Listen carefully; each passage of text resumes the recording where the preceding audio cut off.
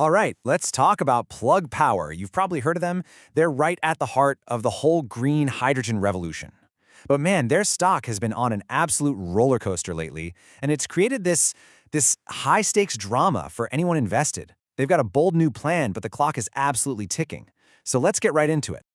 Yeah, look at that, down 33% in just 1 month. I mean, wow. That kind of drop has everyone asking the big question. Have we finally hit the bottom? And maybe even more importantly, can it actually recover from this? Is there a real plan here? Or are we looking at a classic value trap? And this number right here, this is really the core of the whole issue. In just one quarter, Q3, Plug Power lost $364 million, a net loss. That is just a staggering amount of cash burn, and it's the single biggest challenge they are up against right now. Okay, so the stock is way down, and the company is losing a ton of money. We get that, but why? To really get what's going on, we've got to dig into what's driving all this pressure. Well, it turns out Plug Power's kind of getting squeezed from two different directions at the same time. You've got these big, broad market fears that are making all investors nervous, and then you've got the company's own financial fundamentals, the stuff we just saw, which aren't helping things. So let's talk about those market fears first. Right now, there's just a lot of nervousness out there, right? People are whispering about a potential AI bubble, the VIX is climbing, and when the market gets jittery like this, what happens? Investors start selling off their riskiest bets first. And well, high volatility, cash-burning companies like Plug Power, they are pretty much at the top of that list. So as everyone started de-risking, Plug became a really easy target to sell. We mentioned the VIX, and I love this analogy for it. Think of it as Wall Street's fear thermometer. When that thermometer reading goes way up, it means investors are bracing for some wild swings and a lot of uncertainty. It's like an early warning system, and right now, that system is flashing, telling us people are getting pretty nervous out there. So yeah, that's the hole they're in. It's a tough spot for sure, but, and this is a big but, Plug Power isn't just sitting around. They've actually put together a really specific plan to try and turn this whole ship around. Let's break it down. Okay, so their comeback strategy really has three main parts. First, and this was mission critical, they had to get new funding to stop the bleeding, like immediately. Second, they're making a pretty big strategic shift, targeting the data center market, which is just booming. And third, they're going all in on their electrolyzer business, which has some serious growth potential. And you know what? On that first point, they actually did it. They delivered. The company came right out and said it. The current business plan is now fully funded. So what does that really mean? It means they bought themselves time. They have a runway now. That's huge. So how'd they do it?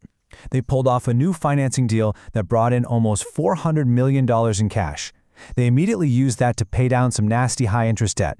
But here's the really critical part. The new deal is for 8 years, and they don't have to make any principal payments on it. That gives them an incredible amount of flexibility and just takes a ton of that short-term pressure off their shoulders. All right, next part of the plan, jumping into the data center market. Think about it. These places are basically the biggest energy vampires of the future economy. They need insane amounts of reliable backup power, and that's where Plug Power sees an opening. They're positioning their fuel cells as the perfect low-carbon solution. If they can grab even a tiny slice of this market, well, that could be a total game changer for their revenue. And that brings us to the third piece of the puzzle, electrolyzers. Now, this is the tech that splits water into hydrogen, and just look at the projected growth here. The market is expected to absolutely explode, going from under $500 million today to, get this, over $52 billion by 2030. This isn't just a side business. This could be the growth engine that completely rewrites the company's future. Okay, so the plan sounds pretty good, right?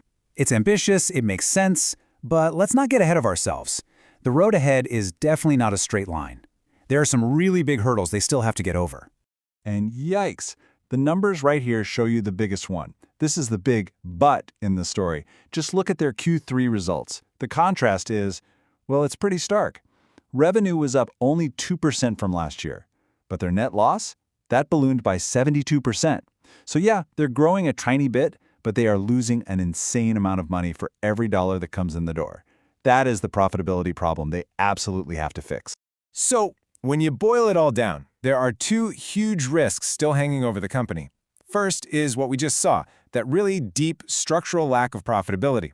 And the second one is a big question mark around government funding.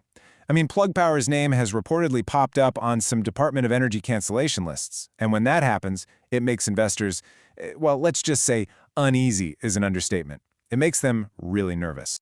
So you've got this bold, exciting turnaround plan on one hand, and these really harsh financial realities on the other. Where does that leave us? What's the takeaway here? Let's try to figure out a final verdict. Well, if you ask Wall Street, the verdict for now is basically a hold.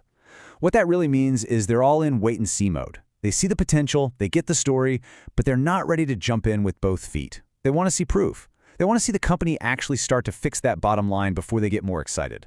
And really, that's what it all boils down to, right? You have these two completely different stories fighting it out. The bull case is all about the future, a smart new strategy, enough cash to see it through, and these massive opportunities in data centers and electrolyzers. But the bear case, well, that's all about the present. The brutal reality of those huge financial losses and the nagging uncertainty about government funding. And that leaves us with the ultimate question, doesn't it? Is what we're watching a brilliant strategic pivot that's about to unlock incredible value?